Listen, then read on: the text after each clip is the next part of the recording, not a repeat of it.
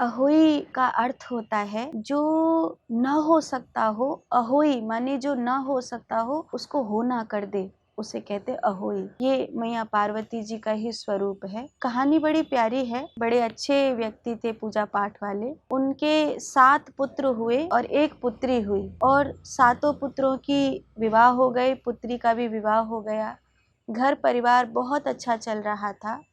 तो उन्होंने अपने जीवन में शिव का स्मरण करते हुए संन्यास का मार्ग अपनाया। तो उनके बेटा बहुओं ने उनसे पूछा कि क्या करना चाहिए, तो उसने कहा कि परमात्मा का भगवान का भजन करना, दूसरों के साथ हित करना, कभी किसी का बुरा नहीं करना। बेटे और बहुएं, बेटी सब उसी शिक्षाओं को पालन करते।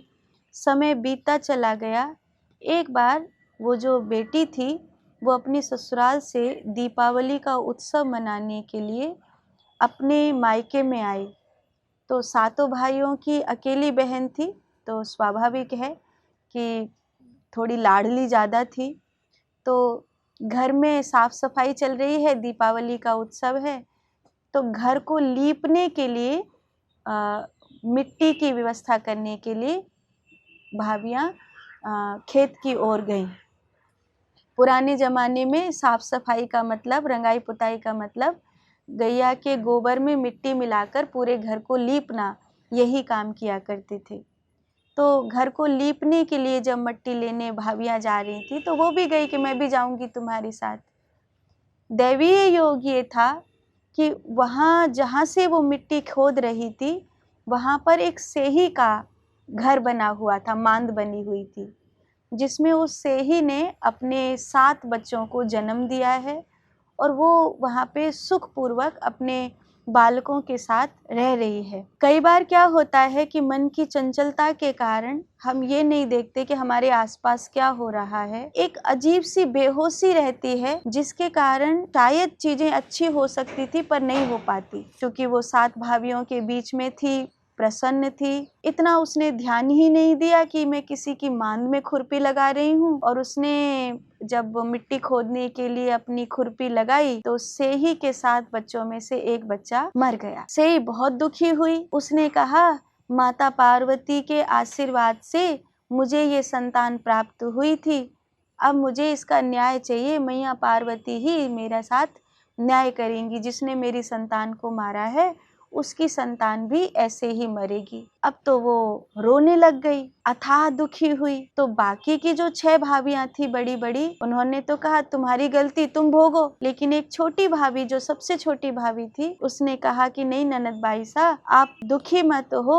मैं मैया पार्वती जी से प्रार्थना करती हूँ कि जो दंड मेरी ननद बाईसा को मिले वो दंड मुझे मिले, क्योंकि इन्होंने हम सबके साथ के कारण खुशी में ये भूल कर कि मेरे हाथ से कुछ अपराध हो रहा है। आप निश्चिंत रहिए, मैया सब भला करेगी। संकल्प की अच्छी थी वो, मन की भी अच्छी थी। उसने वो जो श्राप था, वो दंड था, वो अपने ऊपर ले लिया। कई बार ऐसे लोग होते हैं जो दूसरे के दुख को अपने सिर ले लेते हैं और उसमें भी राजी रहते हैं कि हम किसी दूसरे के दुख को लेकर के दुखी नहीं होते, बल्कि खुश होते हैं कि हम किसी की खुशी का कारण बने। ननद के संतान हुई, सब कुछ अच्छा रहा उसके घर में। लेकिन जो छोटी भाभी थी उसके घर जो संतान हुई वो 7 दिन में मृत्यु को प्राप्त हो गई। ननद जानती थी कि ये मेरे कारण हुआ है। बाकी की 6 ने कोसा कि देखा, जिसका दंड था वही भोगती, क्यों अपने ऊपर लिया। देख तेरी संतान मर गई। किसी ने कुछ कहा, किसी ने कुछ कहा, लेकिन उसने कहा कि मैया पार्वती जानती हैं और वो क्षमा करना जानती है। मुझे इतना पता है कि वो बड़ी दयालु है। संतान के जाने से टूट तो गई थी, दुख तो बहुत हुआ था कि 7 दिन में ही उसकी संतान मर गई। लेकिन एक सुरभि गाय थी जिसकी बड़ी सेवा किया करती थी। वो उस सुरभि गाय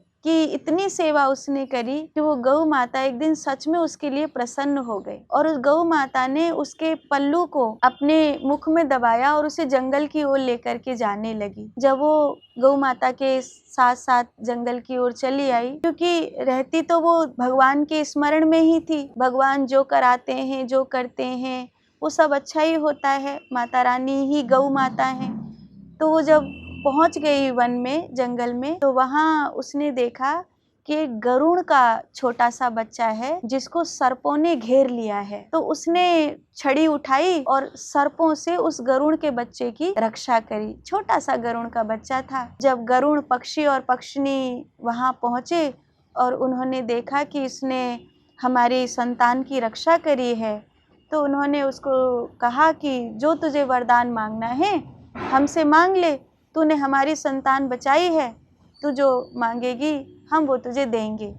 तो उसने कहा मुझे धन धान्य नहीं चाहिए, बस मेरी गोद सूनी है, मेरी गोद में एक संतान हो, ऐसा आशीर्वाद दीजिए। तो गरुड़ पक्षी ने कहा कि वो तो सेही का श्राप है, तो हम कैसे दूर कर सकते हैं। फिर भी गरुड़ पक्षी ने सेही के पास जाकर के कहा, अपराध किसी और का, दंड किसी और ने भोगा, अब इस दंड को क्षमा कर देना चाहिए। सेही ने हामी भरी। समय बीतता गया। अगली दीपावली पर उसके घर में एक सुंदर संतान का जन्म हुआ। उसकी संतान के आने से और सुरक्षित रहने से वातावरण में खुशियां आ गई।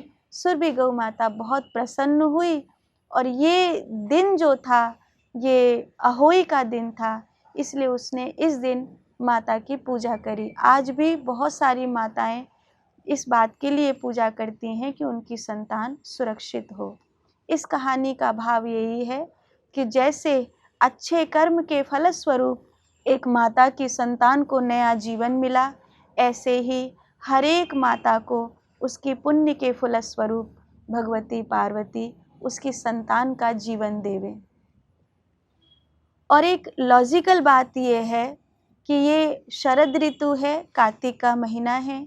इस समय आपको कोई भी पेड़ काटना, कटवाना ऐसा कार्य नहीं करना चाहिए। इस समय मट्टी में कई प्रकार के जीव जन्म लेते हैं, तो किसी सर्प की हत्या या मट्टी में किसी भी जीव की हत्या आपके द्वारा नहीं होनी चाहिए, ऐसा बताया गया है। पूरी प्रकृति में हर एक जीव की संतान को अपनी ही संतान मान करके प्रेम करो, तो मैया पार्वती जी का आशीर्वाद ज़रूर प्राप्त होता है।